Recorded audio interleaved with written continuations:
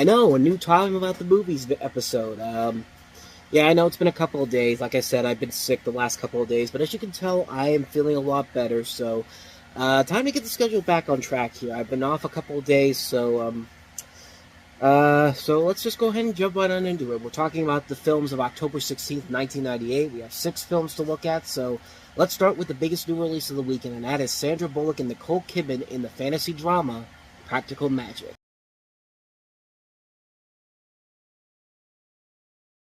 This is based off of a book by Alice Hoffman about Bullock and Kidman playing split sisters Sally and Gillian Owens, who descended from a long line of witches and were raised by their aunts after their parents' death from a family cruise.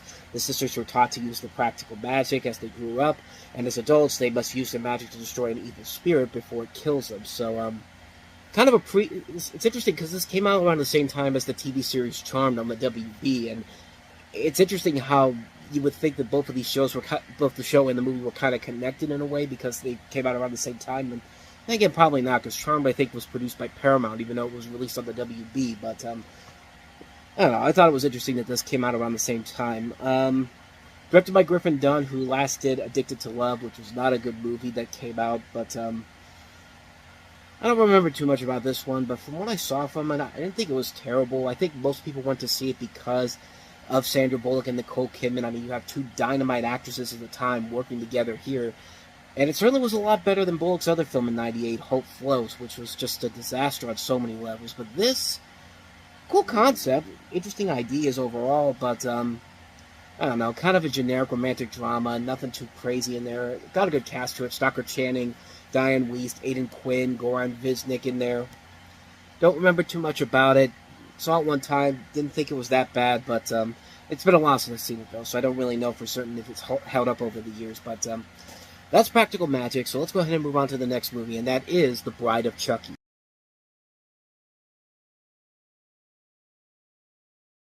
So considering that this has been 7 years since the last Child's Play movie, and that the series kind of tapered off big time after that, well, basically it tapered off after the first movie was a success. The second movie was a decent hit, but the third film was just a film that was kind of fast-tracked, and even the writer, Don Mancini, said that it was not what he wanted to go with that series. But this one takes a different turn on it. This takes a more humorous towards self-referential parody.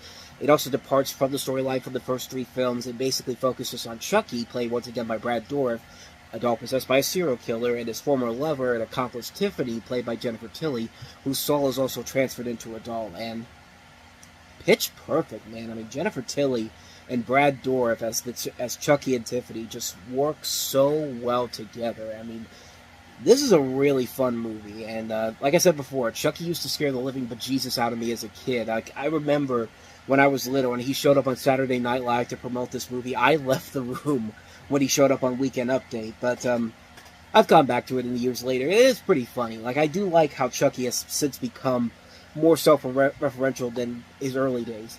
He also actually showed up on WCW Monday Nitro, too, a couple days before the movie came out, which is also a fun little video you can find online. But it was a nice return to form for this, a nice new turn on the series, as I should say. Not really a return to form, because the original film, I think, still holds up.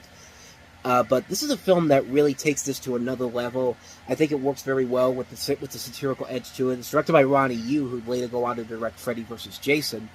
And I like the self-referential Chucky. Like, I've seen the Chucky TV series. It's actually really damn good. I love the way that they put this character on there.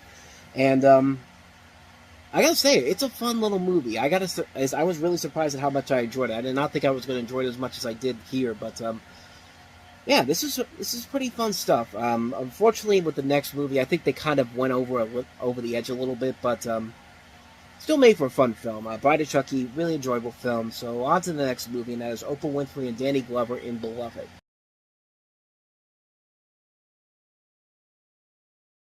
So based on a novel by Toni Morrison that came out in 1987, this is basically following a formerly enslaved person after the American Civil War, her haunting by a poltergeist, and the visitation of a reincarnated daughter. She's played by Oprah Winfrey, Danny Glover, and Tandy Newton plays the title Beloved. And actually, I've never seen this movie, and Probably should have. I mean, Oprah Winfrey, Danny Glover, it's the first time they've been in a movie together since The Color Purple. Jonathan Demme's a really good director. He did Philadelphia and also did Silence of the Lambs. Um, yeah, I'm surprised I have not seen this one. Got decent reviews. Was nominated for a couple of Oscar nominations, and yeah, that's really all I know about this one. I have not seen this movie, so I have no real recollection of it or know anything about it that's actually would make it anything that I would know about it off the bat. I haven't seen it, so that's Beloved. So anyway, on to the next movie, and that is Todd Solondz's Happiness.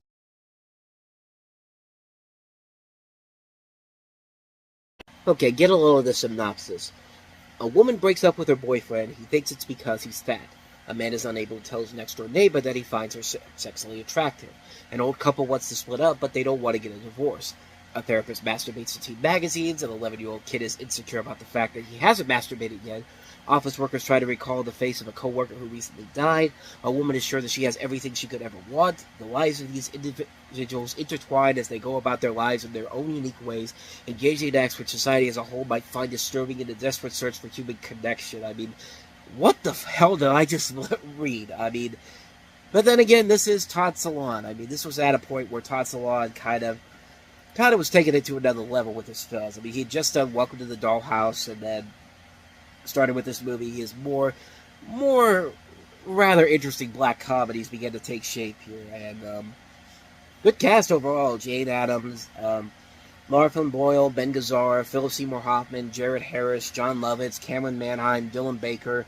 Some notable names in here. So, yeah, it's a weird movie. It's a bizarre film, but it's what you kind of expect from a guy like Todd Solondz. So, not much more to say about that one. That's Happiness. So, on to the next movie, we have The Alarmist.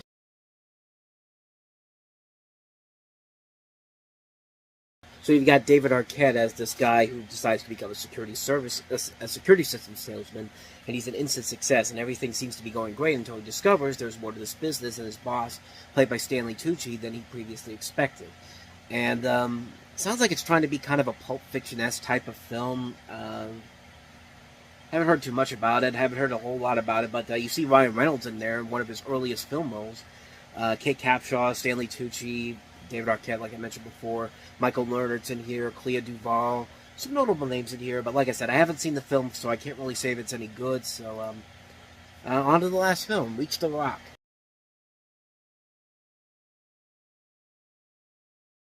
So this is a John Hughes written and produced film. It's actually the last one to be written and produced by him before his death in 2009, although he'd do other movies under the name Edmond Dantes. Which, of course, is The Count of Monte Cristo. He wrote Man in Manhattan, Drobit Taylor, and Just Visiting in the 2000s. But this was the last film he wrote and produced. So you have a small-town troublemaker played by Alessandro Nivola, directionless and alienated. He ends up spending a night in jail, and he and the police chief, played by William Sadler, engage in a battle of wills and wits. And I've never seen this movie before. I see the reviews for this. Roger Ebert said that it was basically seemed like a ripoff of Planes, Trains, and Automobiles, and moves too slow, very sad. So that's pretty much all I know about that. I haven't seen the film, so I can't really say if it's any good or not, but that's the last film that came out this weekend, Reach the Rock. That's it for this week for Time About the Movies. When we return, 6 more movies to look at, including the very, very good film Pleasantville with Tobey Maguire and Reese Witherspoon and William H. Macy, Kurt Russell in Soldier, Brad Renfro and Ian McKellen at Pupil, Free Riders, Orgasmo, the other Trey Parker and Matt Stone movie that came out in 1998, and also Roberto Benigni's Life is Beautiful. So a lot of interesting movies to look at next time, and we will delve into those on the next episode. But until then, thank you very much for watching, and if you want to see more videos like this, please hit the playlist on the next page, check out the previous episode. Also, don't forget to hit the like and subscribe button if you want to see more videos like this on this channel. So with that said, I am off. I will see you next time, and until then, as always, take care.